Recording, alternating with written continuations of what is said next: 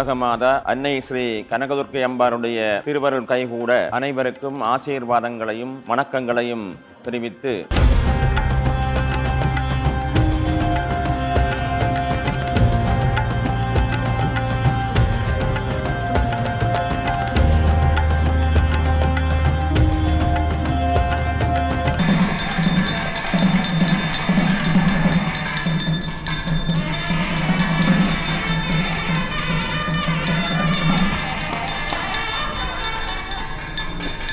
அன்னையினுடைய சன்னிதானத்திலே வருடம் இடம்பெறுகின்ற மகோத்சவமானது இந்த வருடம் விசுவாவசு வருஷம் அம்பாளுடைய கொடியேற்ற விழா ஆரம்பமாகி இன்றைய தினம் 20ஆம் திருவிழா நடைபெற்று கொண்டிருக்கின்றது. அம்பாளுடைய சன்னிதானத்திலே விழாக்களும் பண்டிகைகளும் சிறப்பாக கொண்டாடப்பட்டு வருகின்றது. விரத காலத்திலே சிறந்த வழிபாடும் பண்டிகை காலத்திலே அனைவரும் ஒன்றைந்து கொண்டாடுகின்ற பண்டிகை வைபவங்கள் எல்லாம் சிறப்பாக நடைபெறுகிறது.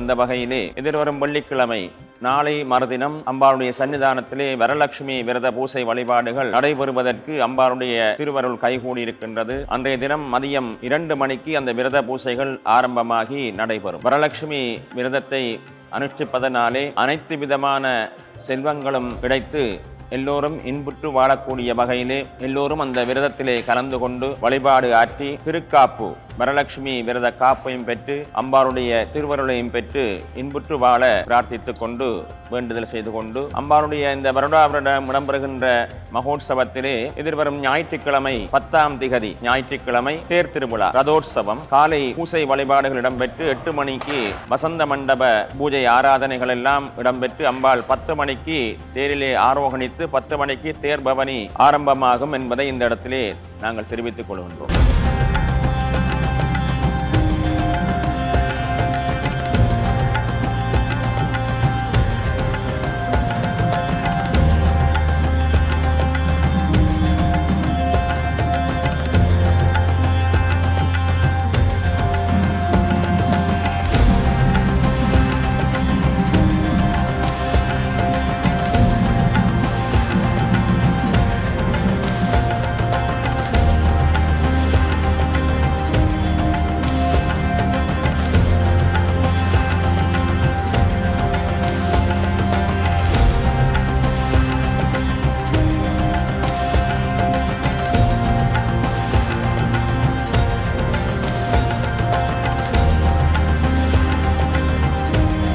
அம்பாளுடைய தேர்பவனி எதிர்வரும் ஞாயிற்றுக்கிழமை 10 மணிக்கு தேர்பவனி ஆரம்பமாகும். ஐரோப்பா கண்டத்திலே மிகவும் பெருந்திரளான மக்கள் ஒன்று கூடுகின்ற ஒரு பெருவிழாவாக சைவ தமிழ் பெருவிழாவாக கனகதுர்க்கை அம்பாளுடைய ரதோற்சவத்தை உலகமே எதிர்பார்த்து காத்திருக்கின்ற பெருவிழாவாக அந்த ரதோற்சவ விழா அமைகின்றது.